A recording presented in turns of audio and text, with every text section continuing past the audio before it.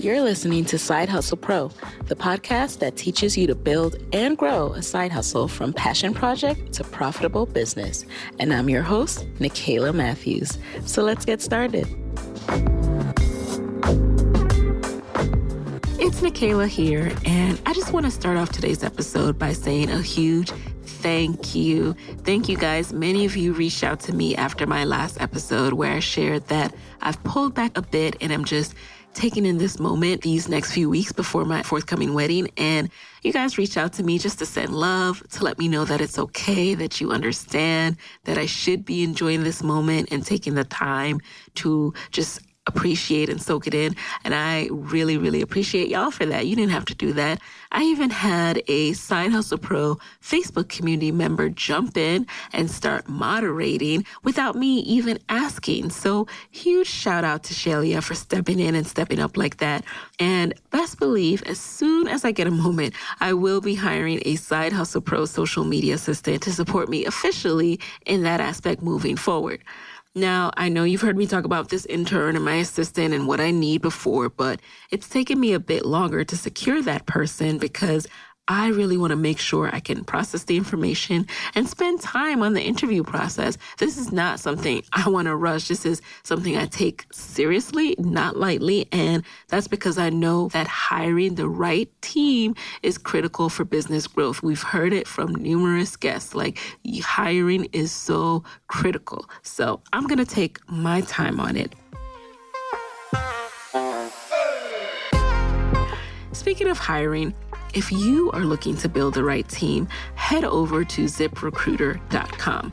With ZipRecruiter, you can post your job to 100+ job sites with just one click. And then their powerful technology efficiently matches the right people to your job. Unlike other job sites, ZipRecruiter doesn't depend on candidates finding you. It actually finds them. Over 80% of jobs posted on ZipRecruiter gets a qualified candidate in just 24 hours. No juggling emails or calls to your office. Simply screen, rate, and manage candidates all in one place with ZipRecruiter's easy-to-use dashboard. Find out why ZipRecruiter has been used by businesses of all sizes to find the most qualified job candidates with immediate results. And right now, my listeners can post jobs on ZipRecruiter for free. That's right, free 99. Just go to ZipRecruiter.com/hustle. That's ZipRecruiter.com/hustle. And one more time, y'all, to try it for free, go to ZipRecruiter.com/hustle. All right, now let's get into it. Today in the guest chair, we have Gwen Jimmere. Gwen is the CEO and founder of Naturalicious. What really stood out to me about Gwen is that she's already cemented her place in history as the first African-American woman to hold a patent for a natural hair care product. I actually found out about Gwen through a friend who told me all about this amazing woman who had a patent for a natural hair care product, and I knew I had to have her in the guest chair. Not only is Gwen a respected authority in the hair care industry, but she was named one of the 100 most influential African Americans in the U.S. as a 2016 Root 100 Award honoree. She's also the winner of the Black Enterprise Elevator Pitch Competition and has been featured everywhere, from Fast Company and Essence to Entrepreneur and the Washington Post. Let's hear from Gwen. Hello, Gwen. Welcome to the Side Hustle Pro guest chair. Thank you so much for having me. I am really excited to have you here. So for those who don't know as much about you, tell us a little bit about your background. How did you get into entrepreneurship? So I've always known that I wanted to be an entrepreneur. I've tried a few different things and they were moderately successful, but nothing to the extent where it was an actual full-fledged business. They were more or less side hustles that allowed me to kind of have some creative control of my life as opposed to, working for quote unquote the man and having my boss or bosses at any particular time dictate what I did with my time or how much money I was going to make and that sort of thing. So I've always known that I was going to be an entrepreneur. I just did not know how it was going to manifest. As far as what I currently do with Naturalicious and founding that company, that was probably the least intentional business thing that I've ever done. It was purely organic. I was pregnant with my son who is now 6 years old. And I saw a movie called Good Hair by Chris Rock. And in this movie, which I'm sure plenty of the listeners have watched, yes. in this movie, he takes a can of soda and he submerges it into a big tub of hair relaxer. And the can disintegrates within seconds. And I'm pregnant and I'm emotional already. So seeing that just freaked me out to like the 10th power. And I was, it's like, oh my gosh, this is doing this to this can. What's it going to do to my son who's in my belly? My kid's going to disintegrate like this can. Like I was all over the place with it. And in that moment, I decided that I wasn't going to relax my hair anymore. Problem was that I had been doing so since I was in the 3rd grade. So I really had no clue what to do. I'm like 26 at this point. So I had no clue what to do with my hair in its natural state. And so it just kind of evolved into me looking for the right sort of products, the right mix of things that, one, worked extremely well. 2, were truly all natural, because as a lot of us know, there's things that say natural, but they actually aren't natural. Oh, yes. And then 3, finding something that didn't consume my life, because by now I'm a mother, I'm a professional woman. At that time, I had a very high-powered job. I was the global digital communications director for Ford Motor Company. So I had this extra demanding job. I was a wife at the time. I was suddenly becoming a new mother. And the thought of having to spend hours on my hair just wasn't something that I was able to do. And so that's kind of how the business came about, was me looking for something that fit all 3 of those criteria and not being able to find anything. So you're pregnant. I know you don't have a lot of time on your hands. When did you actually start building out the business? So I started building out Naturalicious probably right when the day that I saw that movie. I remember initially it was just me trying to figure out something for myself. It was never intended to become a business. It was just, hey, I need something for me. I'm just going to have to DIY this thing. I have no chemistry background other than 11th grade. And I did get an A, but other than that, I'm not a chemist. And that's really what it was. It just kind of evolved into a business when friends would ask me, what are you using on your hair? Your hair looks so good. It smells so great. What are you doing? I would give it to them. And then next thing I would know, their coworkers and their friends of friends of friends were asking where they got it and could they buy it. And so that's how it turned into a business, because I was like, oh, I guess I've got to put up a website because people want to buy this stuff. But to be honest, when I was working for myself, Naturalicious actually started out an online beauty supply store. So I remember my son was just born. He was in a stroller, and I remember walking down the street with him in the stroller, and I'm on the phone with my best friend. And I was like, you know what? It'll be really great if I could just go to a store that had all natural hair care products and they were truly natural. Also, if they had been vetted by the people who work there. Because, a lot of times you're at the beauty supply store and you're just looking at the rows and rows of products and you're like, I don't know what to get. Some of these places, they don't know what you should get. They just want you to buy it, Yes. And I was like, what if I could go somewhere and everybody who worked there had knowledge of the product? Like, you had to have product knowledge of individual brands to work there. And they were truly all natural. So that when you came into the store, you already knew that they had been vetted for ingredients and all these different ideas. And so I literally turned the stroller around and I was like, I'm going to go do that right now. And she's like, what? And I'm like, I'm going to go do it right now. So I go home and I put up a website and all that. And it became an online beauty supply store. And I found a lot of different brands that naturals were into. And I vetted for all that stuff. And it sounded like a great idea. And it was a great idea. It did actually pretty well. But that was the side hustle part of Naturalicious. So it was a side hustle when I was doing that. But then again, I had my own little concoction that I was using on my hair. And I found that more people were actually asking for that. And I wasn't even promoting that. This is all word of mouth. So more people were asking for that than they were asking for the products that I was actually trying to sell. So I was like, oh, I must have something here. And so time went on. I ended up losing my job. I was laid off when the company went through a restructuring, and I was going through a divorce at the same time. So I got laid off 30 days before my divorce was final. So it was a really bad time to be laid off, not have any money, suddenly be a single mother. And at that point, the day I walked out of my job, which was May 4th of 2013, that was the day that I decided that I was going to make Naturalicious a legit, full-fledged business, because I had told myself I was done working for other people. I don't enjoy it. And I knew that I wanted to work for myself. So I had $32 in the bank and I was just like, I'm just going to make this happen. And so that was 4 years ago. When you had started the beauty supply store, like you said, you went home, you threw up a website. Did you know how to do all this stuff before? Like, it seems really straightforward. Like, you just went home and you put up one business. That didn't work out. So you pivoted to the other business. Like, how were you doing this and where were you getting inventory?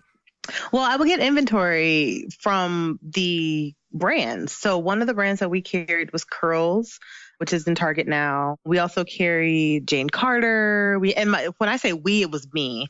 And our office was my little home office. So that was where all the inventory was kept. So in my home office, there's a pretty large shelving area. And so I turned that into the inventory spot. And so I would sit in my office every day and, people will order Jane Carter solution products, or they will order Curls, they will order Commit Biologics, or we had about 14 different brands that I carried on the store website. And it even got to the point where I went out and I found a retail location in the city. I live in Michigan and I'm not too far from Detroit. So I found a company who was looking to share their space, and it was a candle company. And so basically we were sharing space. This is all while I still have my job. So we're sharing space within the candle shop. And the plan was I was going to work at my job and she was going to run the store. And then when I had time, which was not very much, I would come in and I would then take over the store and she could kind of get a break. But what started happening was that people would call me and say, hey, I'm at your store and I'm looking for X, Y, and Z product, but the store is closed. What time are you guys opening? And it would be like 2:00 on a Wednesday. And I'm like, where is she? Oh my gosh. It was horrible. I'm like, girl, you're messing up my money. Like, I can't have this, So it was just a mess. And so I realized in that moment that I don't like retail. I like retail sales. I don't like me having to be fixed on a location. So for me to have to be at a physical location for 8 hours a day or whatever is not something that vibes with my spirit. And so I was like, you know what? I'm not doing this with you anymore. So I closed down the side hustle / physical retail location that was sharing space with her. And I just completely took it back online. And so, I had relationships with the different brands, and it was just a matter of me literally going on their website and, finding the contact us form, telling them that, hey, this is my website. My name is Gwen. I own this beauty supply store. It's called Naturalicious. And here's my resale license. So I would send them a copy of that so they would know I was legit. And then I asked them for their wholesale pricing. And it was just that simple. I always get people asking me, well, how did you know to do this? It was like, I don't have any more connections than you do. Mm-hmm. It's just a matter of me asking. I think a lot of times we never even try. Yeah, we never try, and we make things bigger, but in our minds, they're bigger and more complicated than it really is. I always hear Sarah Blakely, who is like my mentor in my head. She's the woman who started Spanx, yes. And she's the youngest self-made billionaire in America. And I just adore her. I think she's amazing. And she always talks about getting into Neiman Marcus. And people are always asking her, how'd you get into Neiman Marcus? Who'd you know? She's like, I literally called them. she's like, I didn't know anybody. I picked up the phone. Yeah. That's it. I didn't wait around to find the right person at a networking event. I just called them and told them, this is what I have.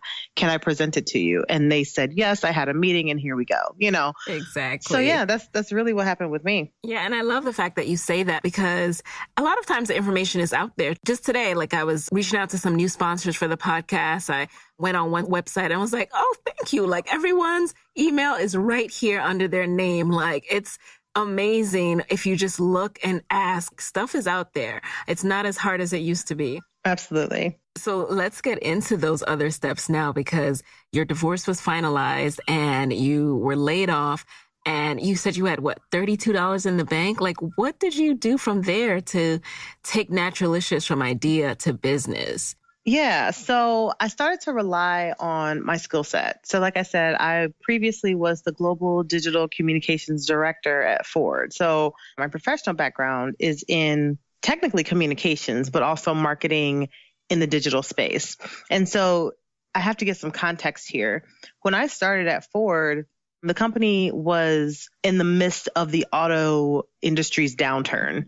And Ford had not taken the buyout like Chrysler and GM. And the general consensus amongst the public was that all three of the major automakers in the country had taken this buyout.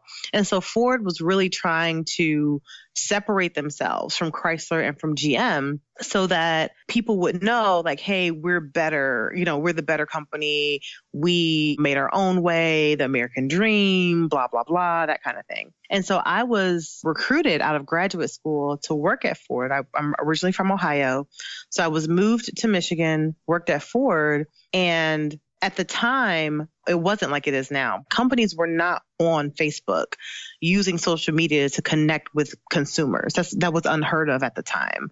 And again, this was 2009. So that was not even 10 years ago, right?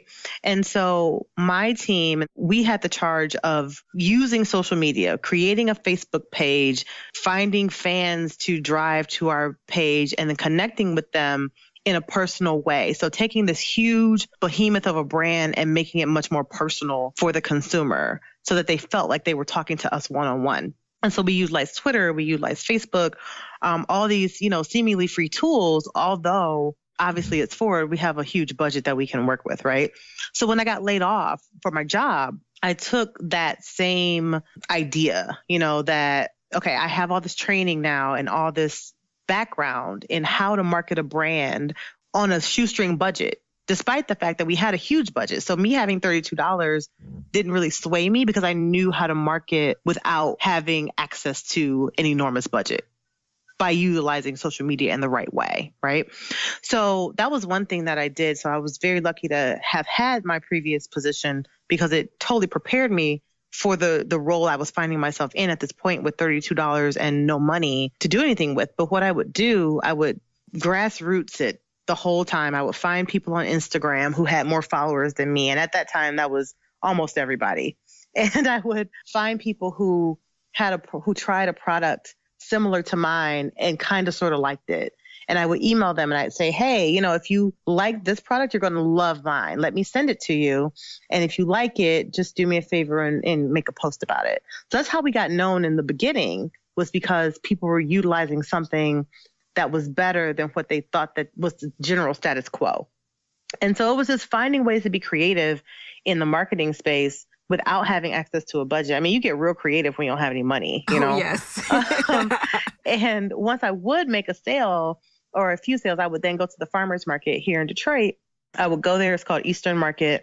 I would sell what I had, and then I would take the money that I had made, and I would then funnel that back into buying more inventory, more bottles, more raw materials, more caps, that sort of thing. I would take whatever was left and pay whatever bill I could out of it. And then after that, I would just put the rest back into the business. So there was no excess money. It was like it either went into the business or it went to, feed my son and pay our bills so that we could stay afloat. So prior to working at Ford, I was an editor for a publishing company. So I had, some different skill sets. And so I would go on to websites like, at the time it was called Elance, but now it's called Upwork. I would go there and it was like a place to find freelancers to do for different jobs. And I would bid on jobs just to kind of help me stay afloat without me having to go find a job. Because finding a job, one, for me, it's just too much. It's just too much of finding a job is a job in itself. It's a commitment. It is. And it's like, I don't have time for this. I don't want to do this. My heart's not in it. And I think that my risk tolerance is a bit higher than a lot of people's. But I was willing to say, you know what? My car note's not going to get paid today. But I work for myself and I love it. I love waking up. I don't dread going to work and being miserable. And that's kind of how I felt. And I knew that one day it would get to a point where I would love to wake up and my car note was going to get paid. And so I just knew that I had to just stick through it. But then also on the side, creating kind of like another side hustle for myself in the meantime, so that I could still have this entrepreneurial dream and this life and all that stuff, which was my main thing. But on the side, having that extra income from editing or from marketing for other people. And I would do that kind of like in the meantime.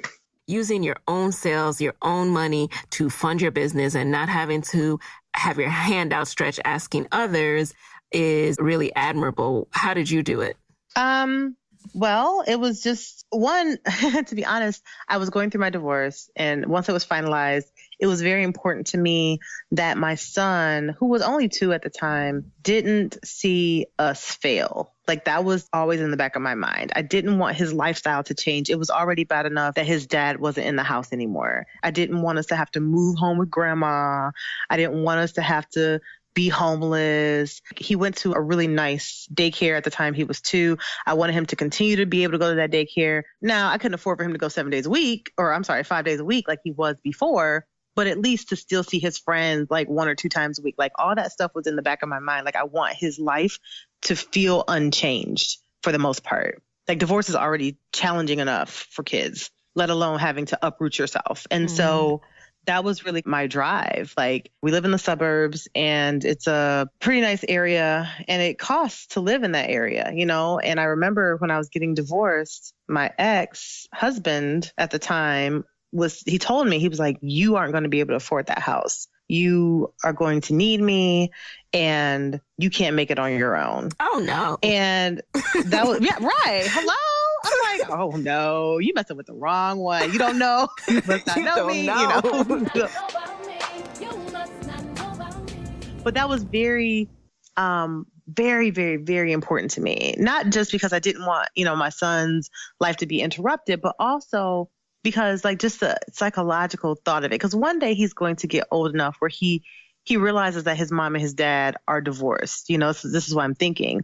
And he's going to want to know what happened. And I'm going to tell him, like, this is what happened. But I want him to understand that, look, like, times got really hard for us. And I was a single mother. It was just me and you. His dad moved back to Ohio, where we were originally from. And I made it happen. I made it work. And, we're still living, and we're still thriving, and we're still doing our thing. And I want him to see that, because I know that I'm the first woman he'll ever love.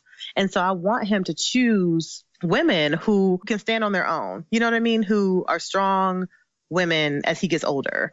And that's kind of always what I was thinking about. I just want my son to be proud of me. I just want my son to be proud of me. And so not too long ago, I actually won an award. It's called the NABO. NABO is the National Association for Women Business Owners. And I won the up and coming award. And he was at the ceremony, my son, who's now 6, and I won it. And he was like, Mommy, I'm so proud of you. Oh my gosh, you're amazing. And I was like, oh my God, this is what I wanted this whole time. So I think just when you have your back against the wall like that, you don't have the luxury of doubting yourself, because there's nowhere else for you to go. You have to just have all the balls in the world to just do things that you would normally doubt yourself about. You just have to go for it and see if it works out. Because if you doubt yourself, you're already at the lowest point. So just doubting yourself is just going to delay you rising. Can we quickly touch on you distinguishing yourself in the oversaturated market? So by, a few years in, the big brands have started to catch on, like natural hair is a thing. And how were you positioning yourself to compete? That's a really excellent question. So one thing that I don't think enough companies do, especially starting out, is really figuring out their branding. A lot of times people think that branding is colors and fonts and the type of images that you take and that sort of thing. And it is, but there's more to it. There's a more psychological and psychographic thing to branding than a lot of times we give credit for. And so for me, it was a matter of figuring out who my customer was. So my customer is not the product junkie. She has no desire to be a product junkie. She's not the woman that's watching YouTube tutorials and trying to figure out hairstyles for this weekend. She does not have time for that. She is probably a mother. Generally, she's an entrepreneur herself, or she has a very professional position. So she might be a high-level executive in her company, and she probably has at least 1 degree, possibly 2. And she's probably a wife also, or a girlfriend, or has some sort of like significant other. She's in a relationship. So she's got all these different people pulling at her. She's got her job, which is demanding. She's got her kid or kids. She's got her significant other. She's got her family. She's got her friends, because she wants to feel like she has a life, that sort of stuff.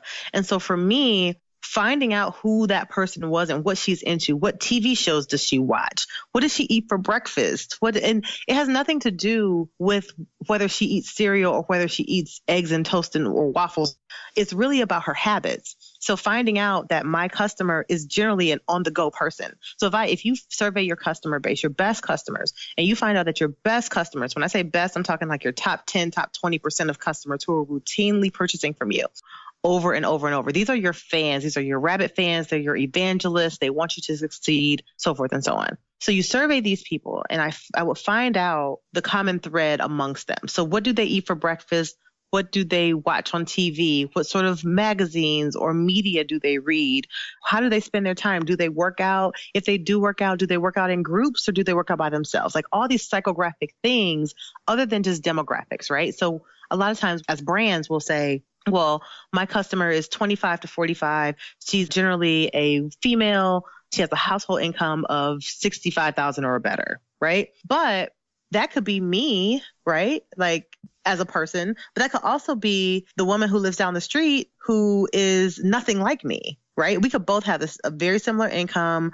We could both have a very similar lifestyle as far as children, husband, no husband, whatever. But we could be two totally different people. And for you to market to me like you would market to her, you'd be wasting money, right? So for me, the way I would differentiate myself is that I would literally take a survey of those people who are my top 10 to 20% of customers. And I would find out those things that I mentioned. Like I could care less if they ate toast and jam and eggs and bacon, or if they ate cereal or they ate at Starbucks or McDonald's on the way to work. Like that doesn't matter to me. What matters is the habits that you find and the common thread amongst them. So if I find out that despite their demographics, the majority of my customers are eating cereal for breakfast or they are eating breakfast on the go. So they're going to McDonald's or they're going to Starbucks or whatever, and they're getting their food as opposed to having an actual meal where it's, a well thought out, planned out meal. That kind of tells me that my customer is generally on the go. She doesn't have a whole lot of time to be making a fancy breakfast in the morning for everybody, right? So if I notice this, then I know that my customer is generally somebody who's time strapped. And if she's eating out all the time every morning for breakfast, she's probably not price sensitive either because that costs money, right? It's a lot cheaper to go to the grocery store and buy eggs and buy bacon and buy toast and all that stuff and make it in the morning than it is to be buying food every day on your way to work. But this is what my customer is doing because she's busy. She's got kids. She's got a husband to get ready in the morning. She's got to get herself ready. Depending on where she lives at in the country, she may have to take a train or some sort of public transportation to get there if she lives in New York or say San Francisco, that sort of thing. So that's what I would do is differentiate myself. I would literally call up my best customers and ask if I could interview them and ask them about 50 different questions about just their lifestyle. And I'm pretty sure they would be asking me like, why does she care about where I work out? But for me, it was a bigger picture as to, like, what can I find out about all of you that's very similar? And I found so many things that we have a very well thought out customer profile in our office. And when I say our now, it is more than just me, but it's a very well thought out plan. And I can say we looked to figure out who our muse was. And we'd say, what celebrity, because I can identify with a certain celebrity. Like, I don't know Jane Jackson who lives down the street, right? So I can't really identify with her because I don't know anything about her. But I do know certain celebrities, right? Not personally, but I know them from seeing them and I can understand them and relate to them. So what celebrity do I have that we can use as our muse that fits all of these criteria? And so we ended up choosing Shonda Rhimes as our muse because, one, she is a boss, both literally and figuratively, as is our customer. She is a mother, as is our customer. She's a single mother to 2 kids. I imagine that she's always busy. I can't imagine her sitting around twiddling her thumbs, having nothing to do, right? So I imagine that she's extremely busy, as is our customer. And so we can look at Shonda Rhimes and say, okay, would this product benefit Shonda Rhimes' life and would she buy it, right? I can't say that about Jane Jackson down the street because I don't know her. Right? But I can identify with Shonda. And so anytime that we are putting out a product, anytime we create some advertising, anytime we do anything, we always say, would Shonda be into this? That's the first question we ask. And if Shonda wouldn't be into it, it doesn't go out. That's something to copy, y'all who are listening. You have to do that research, find out who your target customer is, and ask yourself, would she like this? Would he like this? That's how you move forward. But you really have to do the research. You can't guess. Right. You can't guess. And it's so much easy. Like, we have a big old smiling face of Shonda Rhimes on the wall. And we Does literally Shonda know say, this? Have you sent her some I stuff? don't think she does, but I've talked about it several times. So if she ever runs across an interview, she would hear Yes. it. But We're going to have to send her this episode. yes, but it's a beautiful picture of Shonda Rhimes. And that's the first thing that I say. If you do that as a brand, you'll find it a lot easier to create appropriate marketing for your target customer. Another brand that does this fantastically well is Anthropology. So Anthropology, all their marketing is to one woman. They're only selling to one woman because if they can sell to that one woman, the women that are like her will buy it also because they're just like her, right? So for me, I'm only trying to sell to Shonda, right? Although Shonda may never have heard of Naturalicious, but that's my goal. I'm selling to Shonda Rhimes. I'm not selling to a target market. I'm not selling to people like Shonda. I'm selling to Shonda Rhimes because if she likes it, I know that she's the main customer, the target customer. People who are just like her, who are my target customer, are going to buy it too. And I completely relate 100%. Like before starting this podcast, really honed in on who I wanted to serve. I mean, partially, yes, it was based on some of my own needs, but I got even deeper than that by researching and interviewing other women. And people will ask me like, how did you build up your podcast so fast or all this other stuff? And I'm like, I know exactly who I'm talking to. I created it for a specific person. Exactly. Well, kudos to you. Oh, thank you. And kudos to you for being here and sharing your story. And speaking of sharing your story, you created a whole other company, Pitch Proof, right? You are a boss at this whole pitch competition and getting money thing. Talk to us a little bit about that. What inspired you to launch Pitch Proof? So my partner in Pitch Proof, his name is Brian Williams. We both started to see ourselves, I would see him and he would see me at all the pitch competitions. And it was how come you and I are the only two that we routinely see at pitch competitions? So when you apply for a pitch competition, generally by the time you get to the finals where people are showing up in person, there's been several rounds that you have to get through. And I will always see him and he will always see me. And it's how come no one else is coming to these? And we imagine that it wasn't because they weren't trying. It was just that they weren't making it, right? So what we started to notice is that when you are actually entering a pitch competition, there's generally about 5 or 10 people that are on the stage with you that you're pitching against. But really, half of those people don't know how to pitch. So you're really only pitching, if there's 10 people, you're really only pitching against 5 because the other 5 have eliminated themselves because they don't know what they're doing, right? And so we were we should teach people how to pitch. One, because pitch competitions are such a fantastic way to get equity and money for your business because it's very similar to a grant. You don't have to pay it back. Unlike an investment, you don't have some investor, breathing down your back, asking you what you're doing with their money, expecting a return by a certain date. It's kind of like an honor system. You win the pitch competition, they give you the money, and you do what you need to do for your business. You're supposed to use it for your business. Some people use it to pay off bills, but whatever, do what you got to do, but it's ways for you to fund this business without you having to take on a bank loan and deal with interest rates and all that stuff. And you also don't have to have an investor who takes money or equity out of your business. So it's a great way of getting, what you need to fund because you can't run a business off of air. You need cash flow. And sometimes you have opportunities that arise that you don't have the cash in the bank to handle. Right. But if you don't take that opportunity, it's a great opportunity you're going to miss. So Brian and I decided that we were going to come together with our various skill sets. He has a great background in investment. So he actually used to be the person that did the due diligence for a large investment firm in Texas. So he has all of that knowledge.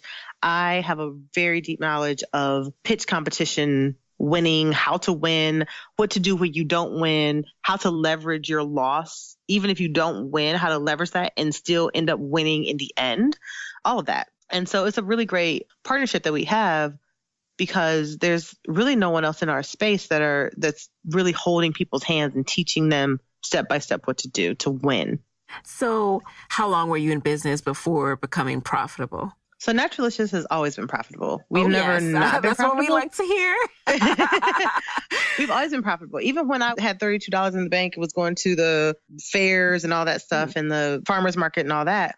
And it's because I never purchased anything on credit, one. I always use cash because the last thing that I needed as a newly single mother with only $32 the day I got laid off was to have debt to deal with, or more debt than I already had to deal with, And so if I couldn't afford it in cash, or if I didn't have the money in the bank, it didn't get purchased. So that made me have to hustle and grind harder to be able to afford the equipment that I needed, or the raw materials that I needed, or if I needed to buy something in bulk to lower my costs, I had to hustle and grind to get that money so that I could pay for it with the money in the bank. Also, I haven't taken on any investment. I have been offered investment by people, but I've declined them all. And it's kept me profitable, but more so than being profitable, it's also kept me sane, because I see a lot of these companies that, they're doing insane, $10 million in sales in like half in the first quarter of the year or whatever. They're $20 million companies. And they're not profitable. And I'm like, how, Sway? Like, how are you not profitable? What is going on? How are you making all this money? What do you have excess of? Because to me, if you are making that much money, you should be able to take home a paycheck. Like, how stressful is it to have all this income coming in and you can't even take home a paycheck, So that was my one thing. Like, not only do I want to be an entrepreneur, but I don't want to create a job for myself, right? That's what a lot of times we do. So we go into business for ourselves and we end up creating a job, right? Which is the worst sun up to sundown. Yes. And it's the worst kind of job to have because you don't get sick days. There's no PTO. You don't get benefits. It's like having a self-created job is the worst. So yeah. I want to be happy with what I'm doing. I don't want to despise or resent my business. Yeah. And so, again, to answer your question, we've always been profitable. And I would encourage people to let the business tell you when to grow. Like, it'll tell you when you no longer can fulfill your own orders. Ooh, that is quotable. Let the business tell you when to grow. Tweet that out and make sure you quote me. But yes, it's like, let the business tell you when to grow, because like, I realized I could no longer fulfill my own orders when we were getting orders faster than I could fulfill them within my lifestyle, right? So like, my son is in school now. He's in kindergarten, which means he gets out of school earlier than he did when he was in daycare, right? So my day is shorter. Also, he goes to school later. Daycare started at like 7 a.m. Kindergarten doesn't start till 9. So 2 hours of my day are gone in the morning, and then 2 hours of my day are gone in the afternoon. So I can no longer spend all day long fulfilling orders, right? So I know now, hey, I got to get somebody to fulfill these orders, because also I travel a lot for my business. So if I'm traveling all around, drumming up new accounts and networking and doing what I have to do for the business, guess what? Those orders aren't going out. And people are going to be unhappy because their orders are going to take a whole week to get done because they got to wait till I get back, which means I need to hire somebody to handle my orders. So at that point, you realize, okay, the business has grown and it's telling me that I need to hire someone to handle this part of the business for them. Same thing with any aspect of the business. Don't get so overzealous or so excited about having your own business that you end up going into the hole and you end up not being profitable. It doesn't have to be that way.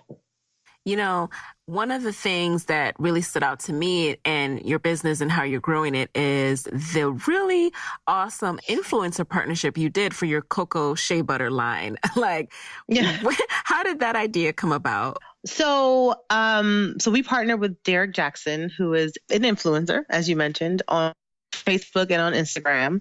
He has a extremely large following, about 1 million followers on Facebook.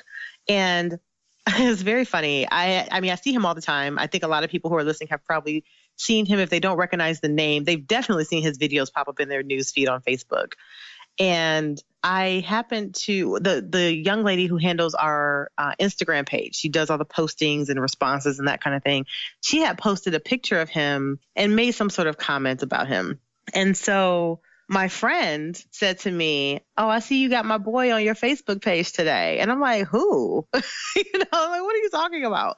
So I go and I was like, "Oh, you're talking about Derek Jackson." Yeah, I think he's great. He's like, "Yeah, I went to college with him." I was like, "Really?"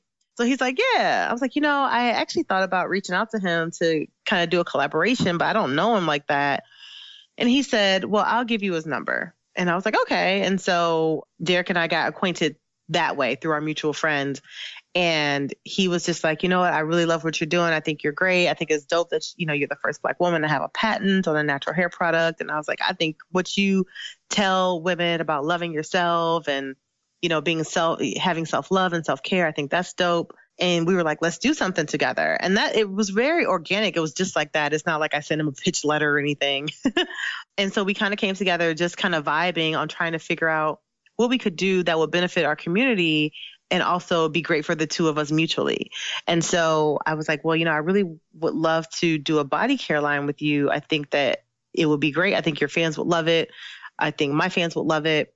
And he's like, let's do it. And so I went into the lab, formulated up the body butter, sent him a sample of it. He loved it from out the gate. And we put it out as a test to see how it would do. And we put it on pre-sale, and within 3 weeks, we had sold 1,000 jars. Oh my gosh.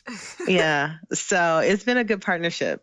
Again, I try to think of things to do that my competitors aren't doing, right? So I always like to say, fish where the fishermen aren't, right? So that way you can be a big fish in a small pond as opposed to trying to be a small fish in a big pond. My industry is extremely saturated, as you know. And the thing is that this industry is not extremely creative, to be honest. Everybody does whatever. It's kind of like Me Too. Everybody does what everybody else does. And so this is a fine strategy. There's nothing wrong with this, but it's what everyone else does. So they find someone on Facebook or Instagram or YouTube. They send them a product. The person uses the product. They say they love it. And then it's like on to the next product. And that was a great strategy 5 years ago. Because back then, influencers were not necessarily being paid for what they do. They were they just wanted to share, right? And there's nothing wrong with getting paid for what you do. Please don't anyone listening, please don't misunderstand. It's fine that they get paid. I think they should get paid. But what is done is kind of consumers have started they know that people are being paid, right? So you can't possibly love every leave-in conditioner that you try. Exactly. Right? I have unfollowed people because of that, because I don't know if I can trust them anymore. Exactly. And the thing was, it was trustworthy in the beginning. So the companies that were smart enough to kind of jump on that idea in the beginning, I think that they were able to get a lot of traction out of it. But nowadays, it's not the best strategy to have as your sole strategy because, again, most people understand that so-and-so is getting paid for it, even if they don't say that they're getting paid for it. And no company is going to pay you to say that that you don't like their stuff. Right. So, again, it's kind of it's more difficult for the consumer to determine who's really loving something and who doesn't love something. And so what I try to do, again, is to fish where the fishermen aren't. So what are my competitors not doing? And that's a harder thing to come up with. It's so much easier to just do what everyone else is doing because it's kind of already been proven. But if everyone else is doing it, it's going to get diluted after so long. So the thing with Derek, that's not something that has been done before. We have another campaign that we're going to come out with completely separate from Mr. Jackson soon, and it's not something that's been done before. Ooh. And I'm really excited about it. And it's just I don't know, it's just I don't want to be a Me Too brand. I think also I try to make sure that our marketing budget is enough where we can do what we need to do, but it's not so much that we use the money as a crutch for creativity. Right? And so that happens a lot with when you have unlimited budgets. You're just like, oh, well, here. And it happened with us at Ford. I mean, we would sometimes just put money to a certain thing because we had the money in the budget. When you don't have the money in the budget, it forces you to be creative and keeps you from just being that mundane, monotonous, having that sort of branding and marketing. So be wise, especially when you're starting out. I hear that message. Before we get into the bonus round, just want to know what's next for Gwen and how are you continuing to grow your various brands? So a few things are coming up. So like I said, we have this new campaign that we're going to be launching very soon. And I wish I could talk about it. I so wish I could talk about it. It's so exciting and so interesting and new and different and fresh. So maybe I can come back on like another time once we've launched it and we can talk about it. But That's happening. Ideally, we'll actually start filming that probably in July. So that's kind of like where my focus is right now. Other than that, just finding interesting ways to market the business, utilizing technology smartly. So retargeting advertisements for customers. I hope that the listening audience is privy to retargeting. And if not, please look it up. You can retarget on Facebook. You can retarget through Google. And it's kind of like a working smarter, not harder sort of thing for marketing your business.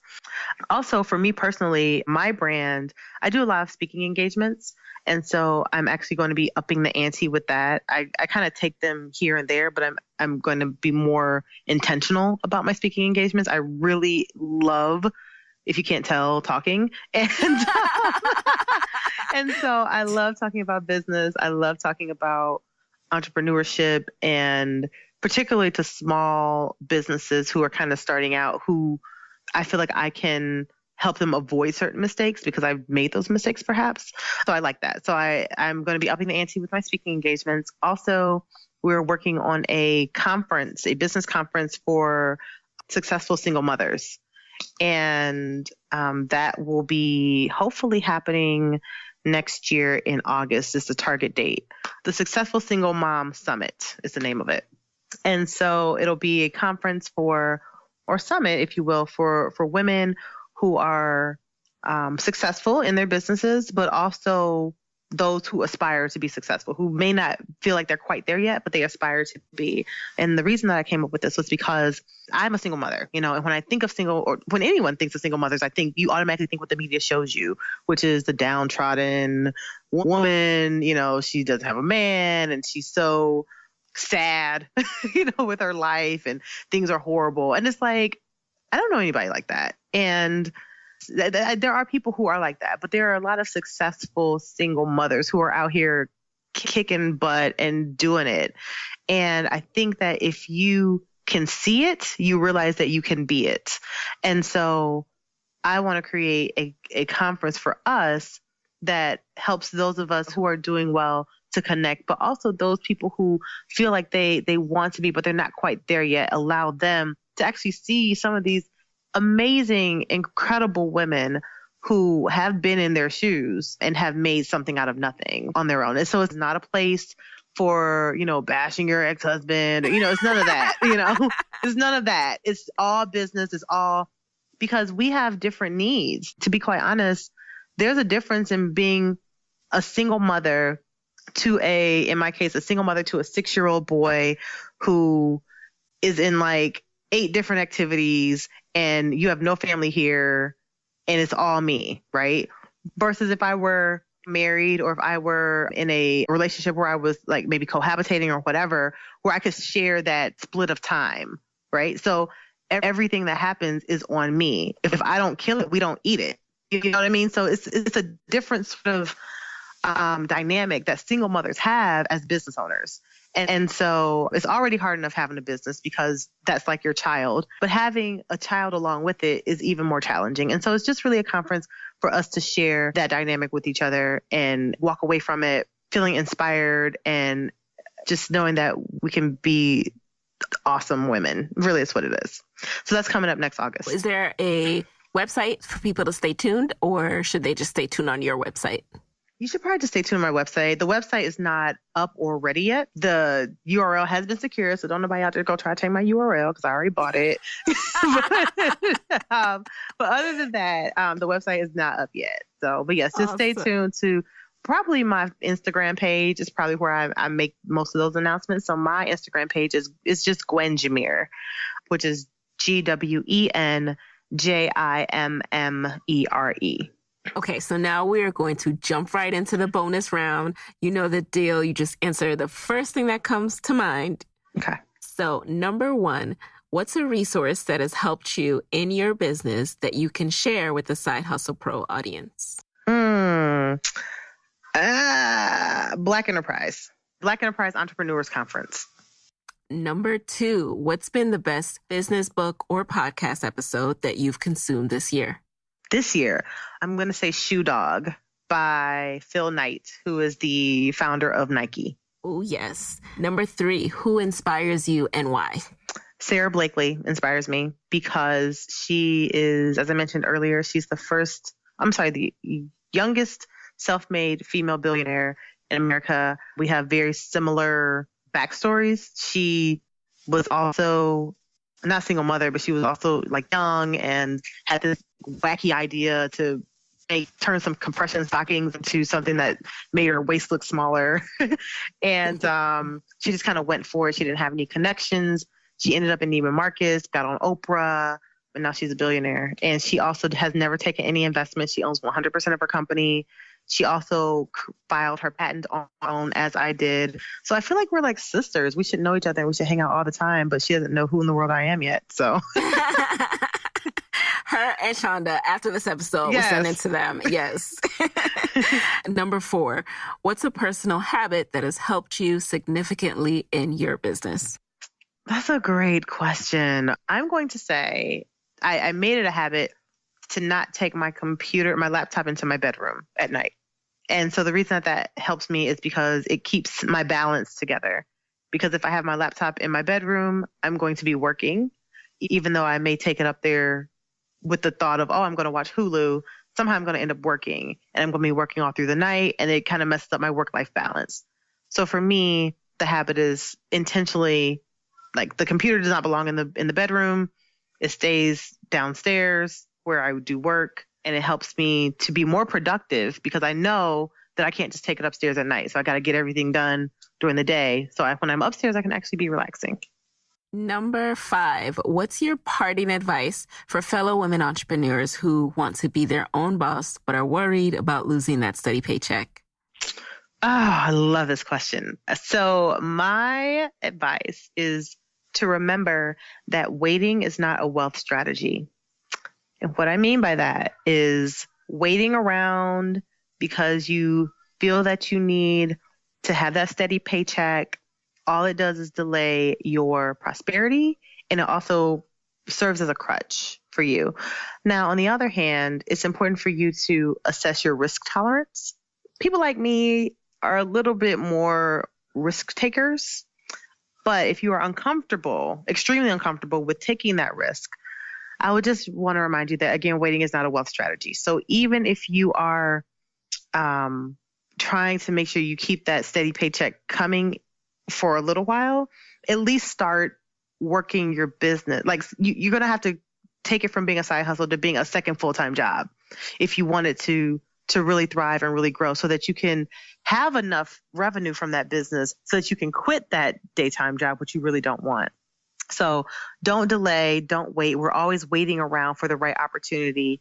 We're always waiting for our kids to graduate from high school, or we're waiting until we find a better job, or we're waiting until this happens, or we're waiting until that happens. And we always think that once that thing happens, everything's going to fall into place. But rarely does that happen. Rarely do the stars align in such a way where everything just works out. So you're always going to be waiting. And so just remember that it's not a wealth strategy. So please do not delay, get a move on, make some moves, make some strides so that you can eventually quit that job. Now, before we go, you are the first African-American woman to hold a patent for a natural hair care product. Yes. Tell us about that. What made you pursue patenting, and then was it difficult? So my mother made me do it. Okay. To be honest, I actually did not think that it was possible to get a patent on a hair product, but she just was very insistent. And she would just say, Gwen, really got to try and patent this, because you're going to be looking up one day and one of these big brands are going to be having a commercial about your product, and you're going to be sitting at home mad because you didn't protect yourself. And I was like, Mommy, you can't patent a hair product. What are you talking about? And she's like, you should just try. And I was like, you know how expensive it is to patent a hair care, to patent anything? I don't have that kind of money. Again, I'm like, this is like a year after I've lost my job. So I'm still not balling, So she's like, well, you should just try. And my mother, the reason that was so significant for me was because my mother is not the type of mother to tell me something is good just because I'm her daughter, right? She will completely keep it real with me. There's been times where I've done things that I thought were good ideas, and she'd be like, baby, you need to go back to the drawing board with that one, But she loved my products. She is probably a worse critic in a very loving way than I am of myself, right? She's not trying to be harsh. She's just being honest. And so she loved my Moroccan Rasool 5-in-1 clay treatment, which is the product that has the patent on it. And she was just very insistent. And so I eventually was like, let me just find out some information about this stuff so I can just make her be quiet, because I'm so tired of hearing about this patent. And so I started to look it up, and I found out that it could cost me anywhere from $10,000 to $20,000 or more to get a patent with a patent attorney. And I was just like, I don't know how I'm going to be able to afford that. So then I decided that I was going to do just like I did with my hair products. I couldn't figure out how to find the hair products I was looking for. So I decided to make them. And so with the patent, I was like, well, I don't know how I'm going to find the money to do that. So I'm going to do it myself. And luckily here in Detroit, we have one of the few U.S. Patent and Trademark satellite offices in the country. We actually had the first one that they built. And I would go down to that office and I would spend all day there and I would research. Now, they can't tell you how to file a patent, but they can lead you in the right direction. So I would spend a lot of time there.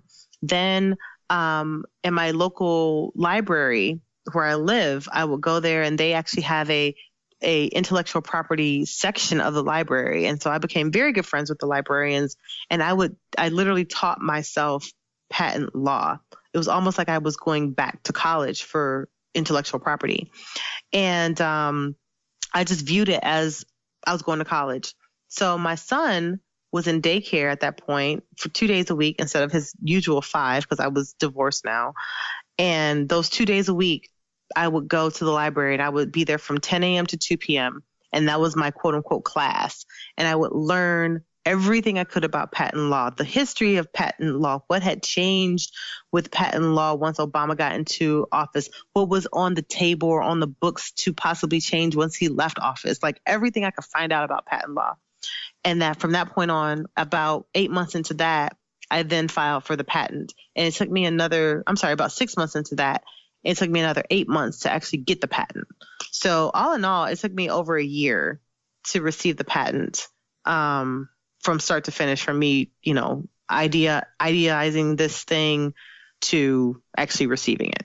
That is amazing. And you guys, if it's not already clear, like Gwen is a boss that you need to consult, whether it's about pitching and having the confidence to go out there and get those pitch competitions going, or thinking through like, how can you really do stuff on your own? This is the reason why I wanted her in the guest chair.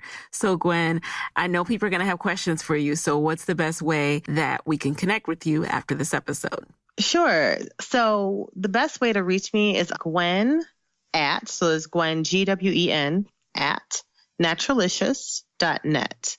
And Naturalicious is spelled Naturalicious.net. So Gwen at Naturalicious.net is the best way to reach me. Thank you for that, guys. You got the email. I'll also put it in the show notes, so there's no way you can misspell it. And Gwen, thank you so much for being in the guest chair. Thank you so much for having me. It was such a pleasure talking to you. Likewise. All right, guys. And there you have it. Hey, guys. Thanks for listening to Side Hustle Pro. If you want to hear more from me, head on over to sidehustlepro.co/Side Hustle Corner to get my weekly Side Hustle Diaries chronicles about my own journey from passion project to profitable business. And if you want to find me online, I'm at Side Hustle Pro on Instagram, Twitter, and Facebook. Don't forget to join the Side Hustle Pro Facebook community. Go to sidehustlepro.co/mastermind. And as always, if you love the show, do me a favor and subscribe, rate, and review on iTunes. Thanks, guys. Talk to you next week.